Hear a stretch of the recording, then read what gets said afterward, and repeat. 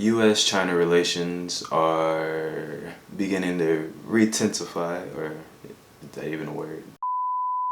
U.S.-China relations are beginning to intensify and tense up as the Trump administration in the United States go on to restrict Chinese media outlets as stating propaganda, essentially. So the outlets are being considered as foreign missions, and the last time that the United States considered any abroad outlets or international outlets as foreign missions was whenever they designated Soviet journalists as foreign missions during the Cold War. So it's that kind of tension that's kind of heating up right now. It's a little conflicting based on the book that's out. I believe it just came out today, the John Bolton book that basically told all types of stuff after the fact. And I'll point out, John Bolton's a little punk for that. Trump, apparently he begged the president Xi Jinping for tips on how to get reelected, but at the same time, he's constantly been sanctioning China heavily throughout his presidency, and they just now, at the beginning of the year, they just now came to an agreement, a trade agreement, that was set to bolster the economy of the United States by about 200 million within 2 years. Because of everything that's going on, economies around the world have been stifled. And Donald Trump is taking this as an opportunity to basically, I've said this before, he's name calling, he's playing the blame game, and he's basically, he's trying to hold China accountable for this virus, which I don't get.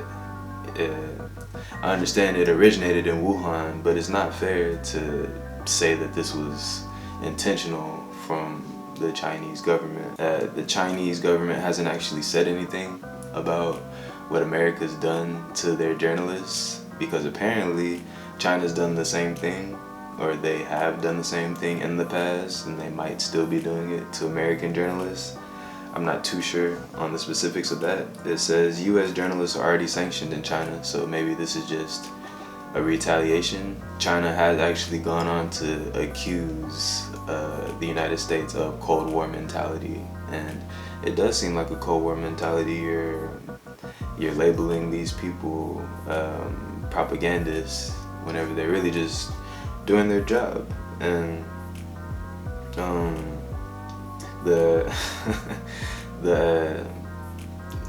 trade deal was apparently off a few days ago. So somebody in Trump's staff said that the trade deal was off. Now apparently it's back on, or it never went anywhere.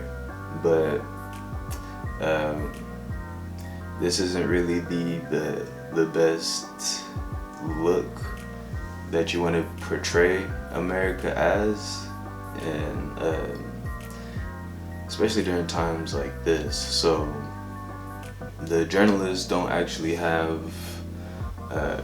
like storytelling restrictions, but every single person has to be identified. And I think he actually sanctioned like 4 specific news stations in China, and all those people have to be credentialed. So it's something like that. It's kind of like keeping track of the people, essentially. And yeah, this doesn't really seem like it's gonna happen. It doesn't seem like it's gonna be solved anytime soon. So with the implications of Cold War, that would mean that there's a serious power struggle between the United States and China right now for who's going to be that global leader. And yeah,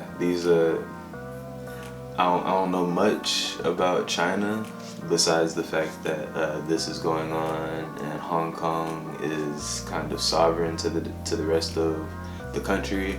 The country is a bit on the communist side.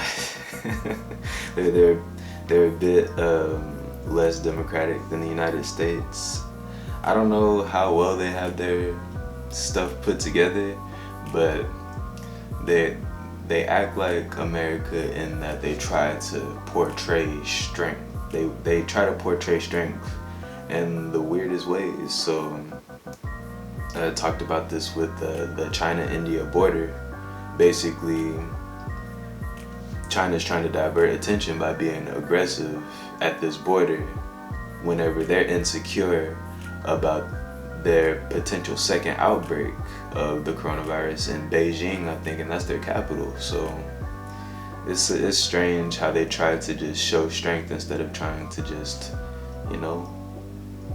instead of trying to actually do the right thing, actually do proper, quarantine sanctions and follow the guidelines. They try to portray some type of power that don't really know exists. But going on to the Cold War, like I said, this India-China border conflict, the United States and India are allies. So are we gonna sometime down the line in a year or two help India fight in a border war against China, fight in a proxy war?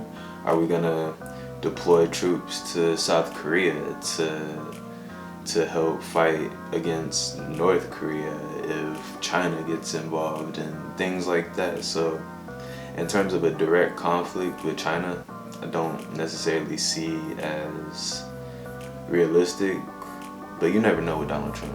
And this is doesn't really look too promising. But what really has lately? So what really has?